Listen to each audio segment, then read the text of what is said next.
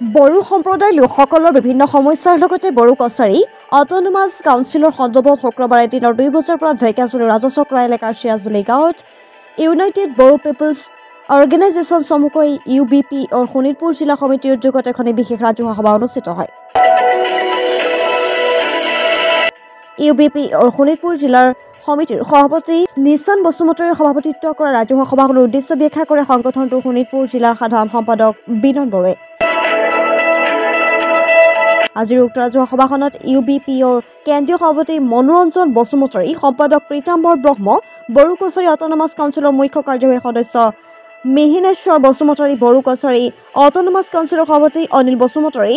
বড়ো সাহিত্য সভাৰ শোণিতপুৰ জিলা সমিতিৰ সভাপতি মদন বসুমতাৰী, প্ৰাক্তন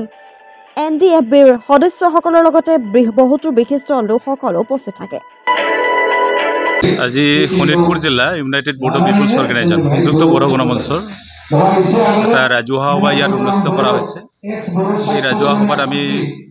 সংযুক্ত বড়ো গণমঞ্চৰ কেন্দ্ৰীয় সমিতিৰ তৰফৰ পৰা আহিছোঁ। বিশেষকৈ যিহেতু তৃতীয় বড়ো শান্তি চুক্তি স্বাক্ষৰিত হ'ল, সেই চুক্তিৰ আধাৰ BTCৰ সীমা সম্প্ৰসাৰণ কৰাৰ কথা আছে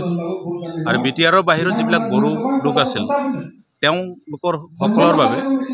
এটা সুকীয়াকৈ বড়ো কছাৰী কল্যাণ স্বায়ত্ব সাহিত্য পৰিষদ গঠন কৰি দিয়া হৈছে। কিন্তু আজি খুব দুখৰ বিষয়, শোণিতপুৰ আৰু বিশ্বনাথ জিলাৰ কোনো বড়ো গাঁৱকে BTRত অন্তৰ্ভুক্ত সম্পূৰ্ণকৈ কৰিব পৰা নাই আৰু বড়ো কছাৰী কল্যাণ স্বায়ত্ব সাহিত্যত অন্তৰ্ভুক্ত কৰিব পৰা নাই। গতিকে এই বিষয়ত আমি তৃতীয় বড়ো শান্তি চুক্তিৰ স্বাক্ষৰকাৰী সংগঠন হিচাপে নিখিল বড়ো ছাত্ৰ সন্থা বা আমাৰ যিবিলাক জাতীয় সংগঠন আছে তেওঁলোকৰ লগত ইয়াত আজি আমি মত বিনিময় কৰিব আহিছোঁ আৰু তাৰ জৰিয়তে যে যিবিলাক এলেকা BTRত সোমালে তাৰ বাহিৰত যিবিলাক BTRত সোমোৱাৰ কোনো সম্ভাৱনা নাই, এই গাঁওসমূহ যাতে বড়ো কছাৰী কল্যাণ স্বায়ত্ব সাহিত্য পৰিষদত সোমাব পাৰে তাৰ কাৰণে ইয়াত আমি চিন্তা চৰ্চা কৰিব আহিছোঁ। আৰু আমাৰ ইয়াত অহাৰ মূল উদ্দেশ্যটো হৈছে এই অঞ্চলৰ যিটো বড়োসকলৰ যিটো আৱেগ অনুভূতি তাত যাতে ব্যাঘাত নকৰে, তাক লৈ পেলাই এই অঞ্চলৰ যিসকল ৰাইজ আছে তেওঁলোকৰ লগত মত বিনিময় কৰি পেলাই